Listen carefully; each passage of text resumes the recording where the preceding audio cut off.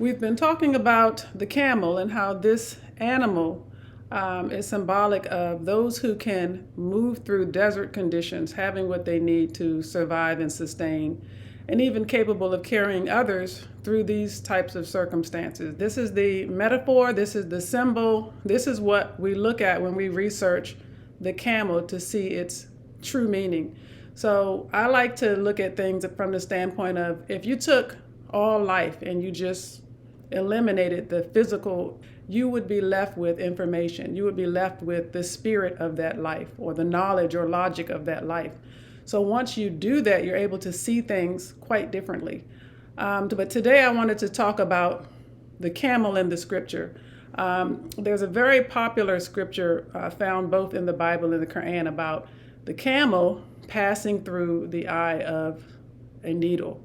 So I just want to talk about that for 1 second, because I think that if you ask a lot of us what that actually means, many of us would not be able to tell you, or many of us would say something like, well, it has to do with rich people, right? Not being able to get into paradise because they're rich, right? And, that's just not enough information for me. So if you know anything about my journey, you know that I was raised Muslim, and there came a time when I needed to understand what all of these animal references, plant references, I am saying that I am following this scripture, and I had no idea what it meant, like so many of us. So I just became passionate about studying it and sharing it. So that's what this channel is about. Be sure to subscribe to the channel before you leave. But yeah, so what is this? Basically, in the Quranic scripture, this refers to people who are arrogant and boastful. This is what it's referring to. While in the Bible, it's referring to the rich. And so you probably can immediately understand the correlation. I like to look for similarities, not differences, when I look at scripture. What's the point of looking for differences?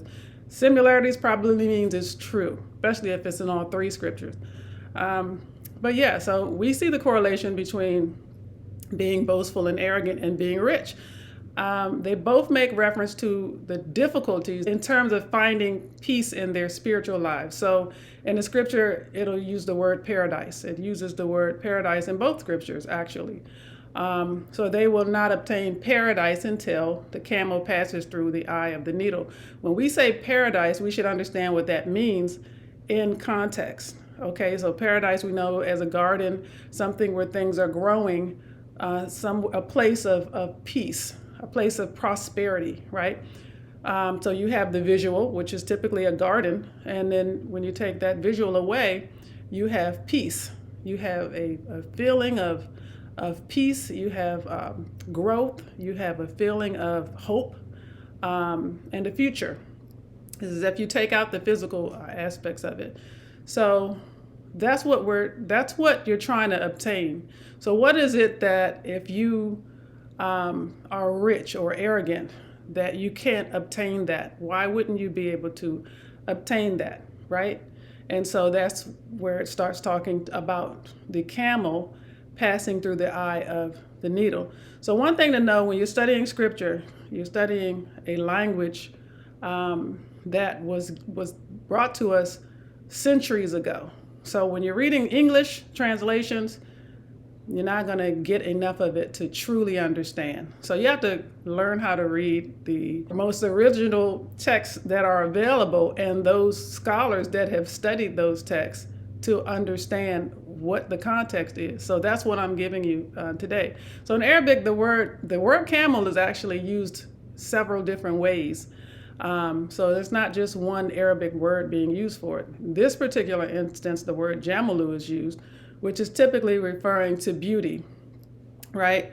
So if you're paying attention, what is this beauty? What is the attraction that a rich person has, right? The beauty of the camel, right? Meaning the benefits and goods. We associate camel with wealth, right? If you watch the videos, if you haven't watched the other videos on the camel, you got to go watch them because it'll help you understand what we're talking about. But the beauty of the camel, meaning the benefits and goods of the successful person, this is their beauty. This is what makes them attractive. So this must go through something, right? This beauty. This is the word used for camel. What is it to go through? Now, what's interesting is that the word for needle in Scripture, in the Quranic Scripture, this is the same word that's used when we describe the dawn, that thread of dawn, where the light and the night and the day meet, right? The dawn. This is called discernment, the time of discernment that separates the night from the day. That's what the dawn is. This thread. So this is what must go through the process of discernment.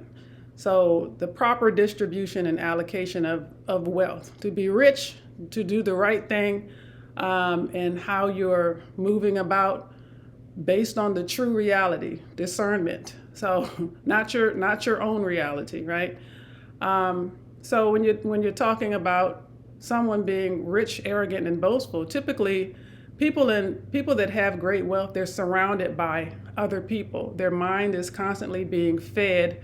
Their ego is constantly being fed. It's not so easy for them to have the same discernment that a humble person or an average person would have. It's actually quite difficult. They would have to humble themselves in order to even have a different perspective. They would have to really humble themselves to see things from a more balanced point of view. That is the downside of establishing great wealth. I mean, you're only human. You're going to be influenced by all the things around you, and how you distribute your wealth. These different types of things that should happen when you have great wealth, the responsibility that goes with it. But you will not have peace. You will not be able to attain peace until you have discernment as a wealthy person. This is the camel going through the eye of the needle. And, we talked about camels being symbolic of institutions that have accumulated over wide spanses of time, that have great power and great wealth. And as we know, mountains block sunlight, right? Mountains block the light. So I'm not going to go into what that metaphor means. I think you can figure it out if you've been listening. So here's something else I wanted to share with you from my scripture studies on the camel. Ramadan. So, Ramadan means scorched earth. So I started reflecting on this in reference to the context of what we're talking about with camel. And one of the things I noticed is that scorched earth that's a desert condition, right? That is sand, that's hot sand, right? But think about this, okay? These desert conditions, we said that these are areas in your life where you're lacking, right? The tough areas in your life where you are going without. And to fast is to create a condition like a desert, scorched earth. That's what Ramadan is. You're creating a condition, an opportunity to seek water, right? We live in America. You got plenty of water. You can go in probably 5 different rooms in the house and turn on a faucet. But for Ramadan, you create this desert condition. You have a desire to seek water, because not only are you physically thirsty, but there are mental things that happen to you as well, where you're seeking understanding with different areas in your life. Your passions and things arise. This is scorched earth, right? You're also seeking food, again, understanding. But we're encouraged to study the scripture, and the scripture is a mountain, right? You hear Muhammad going to the mountain, Moses going to the mountain. The mountains are very relevant in scripture. But the scripture itself is a mountain. It's an accumulation of the history and destination of mankind throughout time, right? So we're going to the mountain. We're riding this mountain during Ramadan. But, you're trying to quench your thirst. You're trying to seek emotional guidance. You're trying to seek intellectual guidance. This is the desert experience that you are creating. But it's really beautiful when you think about it in the context of nature and the things that God created that for us to reflect on so that we can understand these ideas. But, this tells us that Ramadan should be about addressing the heat in your life, these things that make you uncomfortable, right? One more from scripture, the distribution of the meats. You've heard me talk about this in terms of the distribution of the lamb, distribution of the goat, cattle. There is a verse in scripture in the Quran. I'm not sure about the Bible. I have to check and see. But it talks about people distributing the meats of certain animals, the animals I named, and keeping the good parts for themselves and giving the shabby parts or less desirable parts to others. And we said that that meant, for example, in society, those who keep the best things for themselves, they're coveting the good life, the good things, and they're going to give you the worst of what's available.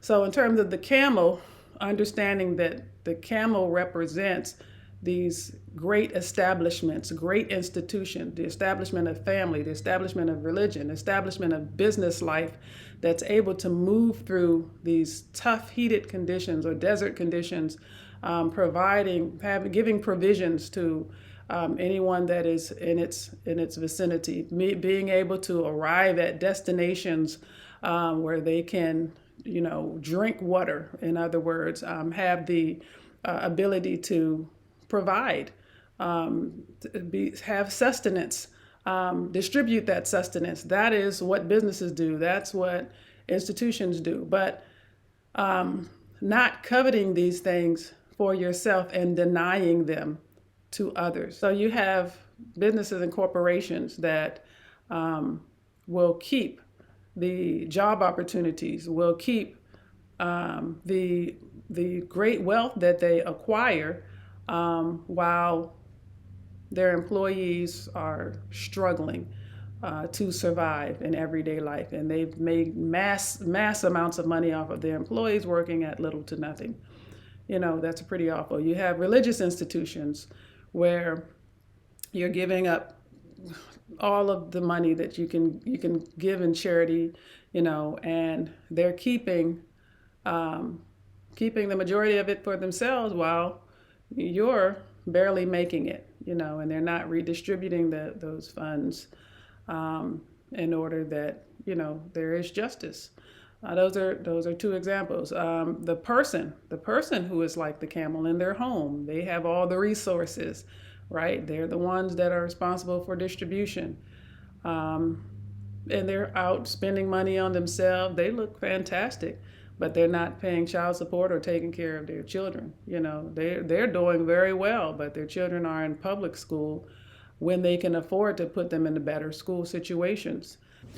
Another example of this that really kills me is, if you have a franchise and this business is ran by the same people, right? Corporation, we can think of some. I don't want to name some. You can think of a franchise, a big one, where they have one in every city.